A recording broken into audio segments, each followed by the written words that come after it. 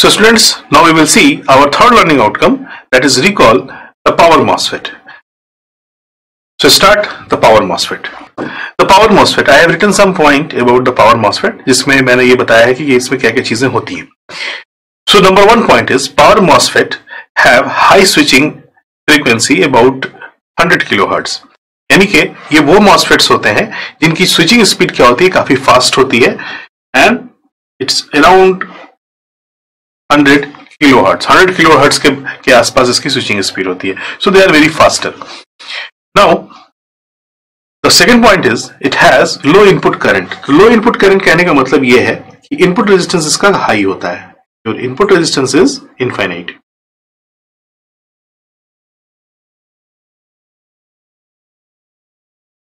It's a very high input resistance. Number third point is it is a voltage control device. ये हमारा voltage controlled current source की तरह काम करता है. So it is a voltage controlled device. Number third, they don't have the problem of secondary breakdown. Secondary breakdown जो problem होती है वो इसमें नहीं होती. अभी secondary breakdown जो नाम है ये क्या होता है? Second breakdown बोलते हैं या secondary breakdown बोलते हैं. होता क्या है कि पावर ट्रांजिस्टर के अंदर जब बहुत तेजी से करंट फ्लो होता है, जब पावर ट्रांजिस्टर के अंदर बहुत तेजी से करंट फ्लो होता है, सपोज अगर हम एक जनरल ट्रांजिस्टर की बात करें तो अगर इस ट्रांजिस्टर में सपोज करो this is your NPN transistor और एनपीएन ट्रांजिस्टर के अंदर मान लो कलेक्टर है, इमीटर है और ये एक पावर ट्रांजिस्टर है और ये बेस है. अगर इसके अंदर बहुत तेजी से करंट फ्लो हो रहा है तो इसके जंक्शंस पर इफेक्ट पड़ेगा. एक जंक्शन रिवर्स बायस है, एक जंक्शन हमारा फॉरवर्ड बायस है. तो होता क्या है कि वोल्टेज का अमाउंट बहुत ही कम हो जाता है. जो वीसीई वोल्टेज है वो बहुत तेजी से घटता है.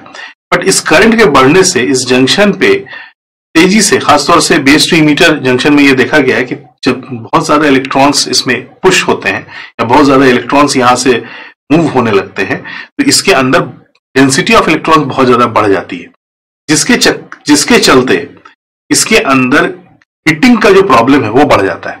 अगर हीटिंग प्रॉब्लम अगर इसके अंदर बढ़ गई तो क्या होगा, वो बर्न आउट हो जाएगा. एक लिमिट के बाद से इतना हीट करेगा कि वो बर्न आउट हो जाएगा. तो इसको अवॉइड करने के लिए हम लोग पावर मॉसफेट का इस्तेमाल करते हैं. इसके अंदर इस तरह की प्रॉब्लम नहीं होती, यानी कि इसके जंक्शंस पर हमको ब्रेकडाउन सिचुएशंस नहीं मिलेगी. मतलब ये है कि इसके जंक्शंस पर हमको ब्रेकडाउन सिचुएशंस नहीं मिलेगी, यानी कि हमको ब्रेकडाउन कंडीशंस नहीं मिलेगी. Now the fifth point is it has very high input impedance. मैंने ऑलरेडी बताया कि लो इनपुट करंट होने का मतलब ही है कि इसका जो इनपुट इंपिडेंस है वो बहुत ही ज्यादा होगा. लो करंट कहने का मतलब है कि input impedance is very high. It is an active device. Active device कहने का मतलब क्या है कि इसके अंदर initial storage value of voltage होती है, यानी कि जंक्शंस के अक्रॉस वोल्टेजेस हमको मिलते हैं. So it is known as the active device. So these are the points of the power MOSFET. Now we will talk about the construction of power MOSFET. Now we will see there is so many layers of power MOSFETs. तो अगर आप इस MOSFET की layers की बात करो, देखो यहाँ पर एक N प्लस लेयर है, यहाँ पर एक N लेयर है, N प्लस लेयर, उसके बाद उसके बीच में एक बॉडी लेयर है जिसको हम लोग P लेयर बोलते हैं. So I am starting from the top. अगर हम टॉप से शुरू करें, this point is your gate terminal, जिसको हमने सिलिकॉन डाइऑक्साइड लेयर के थ्रू कनेक्ट कर रखा है. ये हमारा गेट टर्मिनल है. ठीक है, ये हमारा गेट टर्मिनल होता है. ये पॉइंट हमारा सोर्स टर्मिनल होता है जिसको हमने मेटल के थ्रू जोड़ रखा है. यहाँ पर हमने, क्योंकि सोर्स से ड्रेन के बीच में हमको करंट का फ्लो कराना है. ये सोर्स है और ये यहाँ पर हमारा ड्रेन है. तो जो चार्जेस मूव करते हैं वो कहां से जाते हैं, सोर्स से लेकर ड्रेन की तरफ जाते हैं. ठीक, और ड्रेन के पास जो लेयर्स हैं वो है N प्लस लेयर और N minus layer. N plus का लेयर कहने का मतलब हाईली डोप्ड इलेक्ट्रॉन्स की लेयर और उससे मॉडरेटली डोप्ड हमारी इलेक्ट्रॉन्स की लेयर होगी, यानी कि this is your N minus layer. This N minus layer is known as the drift layer. Switches speed voltage handling capability. ये वोल्टेज हैंडलिंग कैपेबिलिटी को इंप्रूव करने के लिए हम लोग इस लेयर का इस्तेमाल करते हैं. अगर हम कंबाइनली देखें, so these two layers are the N type semiconductor layer. ये पूरी कंबाइंड एक N टाइप सेमीकंडक्टर ही लेयर है. Now there is a body. यहाँ पर हम एक बॉडी टर्मिनल यूज करते हैं. अगर हम इस जगह पर बॉडी टर्मिनल लगाएं तो यहां हमको गेट और बॉडी के बीच में एक तरह का कनेक्शन मिलेगा. तो अगर हम इसका थोड़ा सा और मॉडिफाइड फिगर बनाएंगे तो वो देख सकते हैं. Now if you will see, there is N plus layer and there is the junction between body and this N plus. तो यहां पर एक जंक्शन लेयर बनेगी और यहां पर भी हमको एक जंक्शन मिलेगा. सो अगर आप यहां देखो तो यही हमारी डिसिमिलर लेयर है पी वाली। तो इस डिसिमिलर लेयर पर यहां एक जंक्शन हम लिख सकते हैं, this there is a junction J1 and now there is a junction J2। So there is two type of junctions that you are finding in this type of structure। और silicon dioxide लेने का मतलब यही है कि हम जब जैसे इस गेट को कंट्रोल करेंगे उसी हिसाब से हमारे इसमें चार्जेस मूव करेंगे। अब P और N कॉम्बिनेशन है, P और N कॉम्बिनेशन है, तो अगर इसको आप रिवर्स बायस कंडीशन में रखोगे तो इसके अंदर करंट फ्लो नहीं होगा। हमको ऐसा कुछ करना होगा जिससे सोर्स से ड्रेन के बीच में करंट हमारा फ्लो हो। So this was the basic structure of your power MOSFET. Now, we will talk about some simplified structure of the power MOSFET to understand its working. So now if you will see, there is three terminals, there is drain, source and the gate। यहाँ पर हमने N plus, फिर बीच में P और फिर P, फिर N plus layer, और यहाँ पर हमारा एक बॉडी टर्मिनल है। तो अगर आप इस फिगर से इसको मैच करो तो यहाँ देखो हमारे पास N प्लस लेयर है, बीच में बॉडी है, ठीक है। इस बॉडी पर हम कहीं पर भी से वायर निकाल सकते हैं। जैसे अगर हम इसमें चाहें तो यहां से हम इसको मेटेलिक कॉन्टैक्ट से शो कर सकते हैं, बट ऐसी कोई जरूरत नहीं है। आप ये समझ रहे हो कि बॉडी वायर से हमको एक वायर निकालना है। Now there is a gate terminal. अब क्या है कि अगर हम इस P और N के बीच में गेट के थ्रू हम अगर आप देखें तो बॉडी क्या है, बॉडी के पास होल्स हैं। अगर हम इस जगह पर इलेक्ट्रॉन्स की अगर हम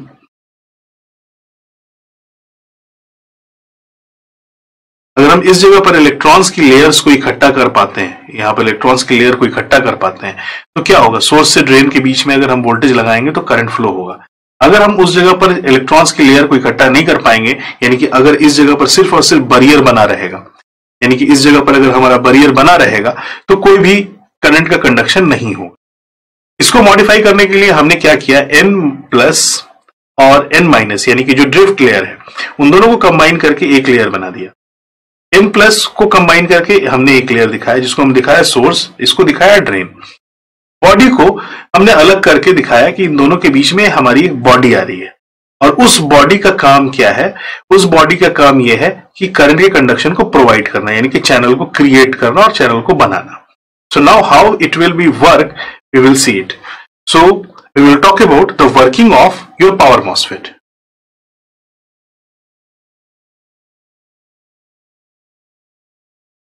So now we will talk about the working of power MOSFET. So this is the working of power MOSFET.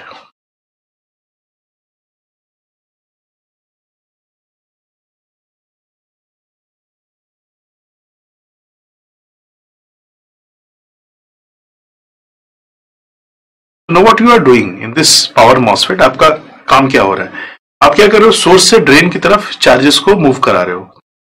हम ये जानते हैं कि इस जगह पर जो लेयर होती है, यहां पर हमारी एक डिप्लीशन लेयर बनेगी, depletion layer of P and N plus, और इस जंक्शन को हम लोग बोल रहे हैं J1 जंक्शन। यहां पर एक लेयर बनेगी और इस जंक्शन को हम लोग J2 जंक्शन बोल रहे हैं। This junction is known as J2 junction. So now how it will be operate. So simple सी बात है कि आप जो बैटरी कनेक्ट करोगे, आप ये ट्राई करोगे कि सोर्स से ड्रेन की तरफ हमारे चार्जेस मूव करें, लेकिन सोर्स से ड्रेन की तरफ चार्जेस मूव कराने के लिए जो हम बैटरी कनेक्ट करेंगे वो कुछ इस तरह की होगी। There will be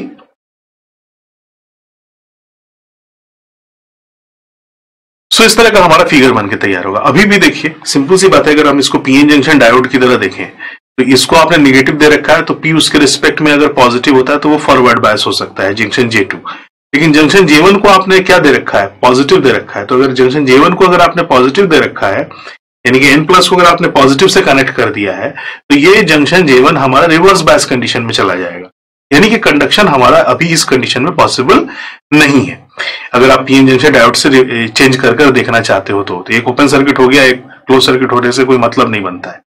so you can not conduct in this condition, यानी कि अगर आप इस जगह पर VDS वोल्टेज बढ़ाओ भी तो भी कोई फर्क पड़ने वाला नहीं है, because you don't have any kind of channel between. So now we will talk about the working of power MOSFET. तो अगर आप पावर मॉसफेट की वर्किंग देखो, सोर्स से ड्रेन तक हमको करंट चार्जेस को मूव कराना है, यानी कि हमारा ड्रेन करंट यहां पर मूव करना चाहिए। So there will be the amount of current, that ID current should be go from the drain to source, ये होना चाहिए। लेकिन अभी ID करंट वैल्यू हमारी क्या होगी, 0 होगी, क्योंकि अभी हमारा कनेक्शन बना नहीं है। Now what we are doing, we are applying this VGS voltage, हम यहाँ पर VGS वोल्टेज अप्लाई कर रहे हैं, ये हमने वोल्टेज अप्लाई करना शुरू किया। अब जैसे हम VGS वोल्टेज यहाँ पर अप्लाई करेंगे, सो this is positive charges accumulated here, ये सिलिकॉन डाइऑक्साइड के लेयर पर हमारा प्लस प्लस चार्ज एक्यूमुलेट होगा। जब प्लस प्लस चार्ज एक्यूमुलेट होगा तो यहाँ पर हमारे पास क्या इकट्ठा होगा, माइनस माइनस। जैसे जैसे माइनस इकट्ठा होगा, इसका मतलब यहां पर इस जगह पर यानी कि P में जो लेयर क्रिएट होगी उसको हम लोग किसकी लेयर बोलेंगे, एक तरह की चैनल इन्वर्जन लेयर बोलेंगे, या चैनल बोलेंगे, या रास्ता बोलेंगे। यानी कि यहां पर इस जगह पर there is the creation of channel and this process is known as the channel inversion. That is channel inversion. यहां पर हमारा चैनल इन्वर्जन शुरू हो गया। अब आप जैसे जैसे आप VGS को बढ़ाते जाओगे, जैसे जैसे आप VGS को बढ़ाते जाओगे, जो माइनॉरिटी चार्ज कैरियर्स हैं, यहां पर जो माइनॉरिटी चार्ज कैरियर्स हैं इलेक्ट्रॉन्स, वो इकट्ठा होंगे और डिप्लीशन लेयर को आप इंक्रीज करोगे। डिप्लीशन लेयर आपकी इंक्रीज, जनरली आपको पता है कि इनहांसमेंट मॉसफेट में जो डिप्लीशन लेयर होती है वो किस हिसाब से इंक्रीज करती है। जब आप गेट पर पोटेंशियल देते हो तो सिंपल सी बात है कि हमारी हल्की टैपर्ड होती है, टैपर्ड ड्रेन साइड में हमारी कम होती है और सोर्स साइड में हमारे पास जो डिप्लीशन लेयर है वो ज्यादा की तरफ बढ़ती है। कुछ इस तरह का फॉर्मेट या प्रोफाइल बनके तैयार होता है, इस तरह का प्रोफाइल बनके तैयार होता है in the enhancement type of MOSFET. तो this process is known as the channel inversion. खैर हमको उसमें नहीं पढ़ना है क्योंकि हम इनहांसमेंट मॉसफेट नहीं पढ़ रहे हैं, हम पावर मॉसफेट की बात कर रहे हैं। यहां पर इस लेयर के अंदर इलेक्ट्रॉन का अमाउंट क्या होगा, इंक्रीज करने लगेगा, और इलेक्ट्रॉन का अमाउंट इंक्रीज करने का मतलब है कि इसके अक्रॉस हमारा चैनल बनने लगेगा। जब अब इसके अक्रॉस चैनल बनने लगेगा तो जो इलेक्ट्रॉन यहां पर हैं वो तेजी से मूव करके इस चैनल के थ्रू क्रॉस करेंगे। We will collect these all electrons and there is the current flow that is known as the drain current. यहां पर हमारा ड्रेन करंट फ्लो होना शुरू हो जाएगा। So there is the drain current flow. So this is the working of your power MOSFET, जिसमें आपने एक इंसुलेटेड हिस्से पर पॉजिटिव पोटेंशियल लगाया और वहां पर आपने चैनल क्रिएट किया, और चैनल क्रिएट करने की वजह से उसमें चार्जेस का मूवमेंट शुरू हो गया। So this is the process through which you can work a power MOSFET. क्योंकि यहां पर आपने गेट लगाया है तो इस जगह पर जो करंट का अमाउंट है that is almost equals to 0। IG की वैल्यू क्या होगी, काफी कम होती है, बहुत ही नेग्लिजिबल होती है। और ड्रेन साइड में हमारी दो लेयर हैं, एक हमारी इंट्रिंसिक लेयर भी होती है N प्लस के साथ साथ N माइनस लेयर भी होती है।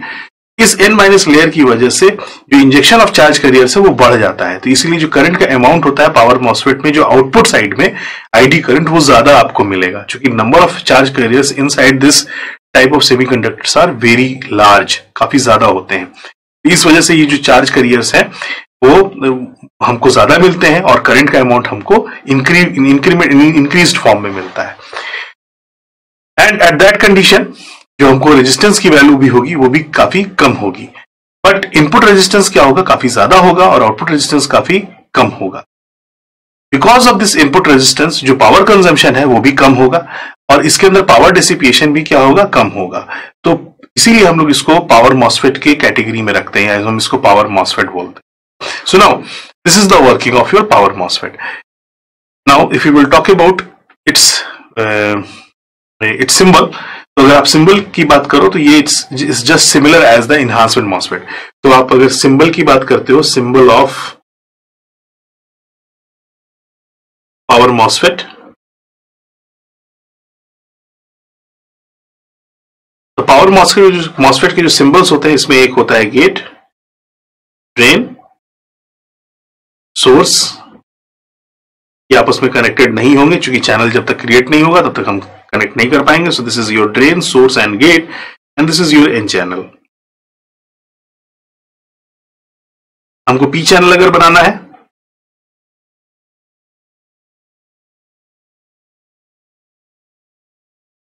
this arrow will be outside. So this is gate, drain and source, and this become P channel. तो मिनिमम थ्रेशोल्ड वोल्टेज तो हमको चाहिए ही चाहिए जब तक हम इसको ऑपरेट करेंगे। तो अगर आप इसकी कैरेक्टरिस्टिक्स की बात करो, this will be very similar than like what, it's very similar than like enhancement type of MOSFET. This is VGS and this is ID. So this is ID in milliampere, this is VGS in volts. So when you talk about this value, there is a threshold level VT and then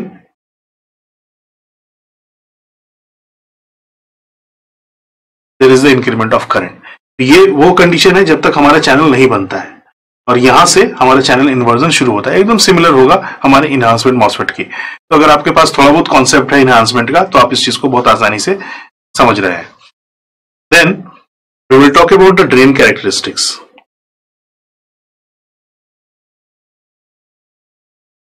So if you will talk about the drain characteristics, what are the plot you will draw? Simple.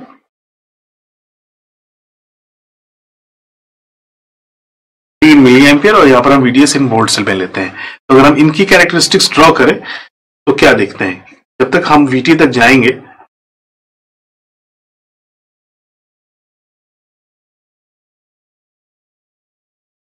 VGS should be greater than VT। जब हम VT पर जाएंगे तभी हमारा current इसमें flow होगा।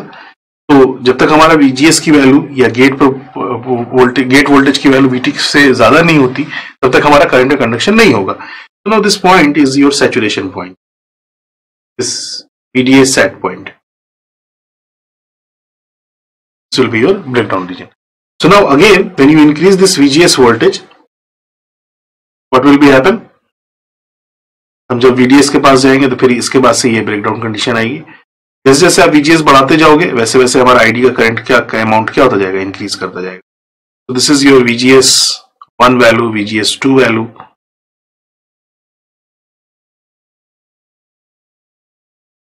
इस तरह से ये वोल्टेजेस हमारे राइज करते जाएंगे। तो this region where we are getting the breakdown condition, this is known as the saturation reason.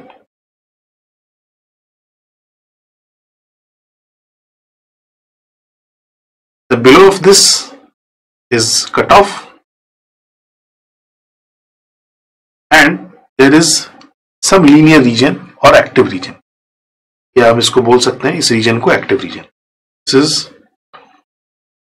your active, so this is your active region and we can mark also कि यहां पर हम voltage के हिसाब से जब करंट बढ़ा रहे हैं, ये जो रीजन जहां पर हमको लीनियरिटी मिल रही है, this region is known as the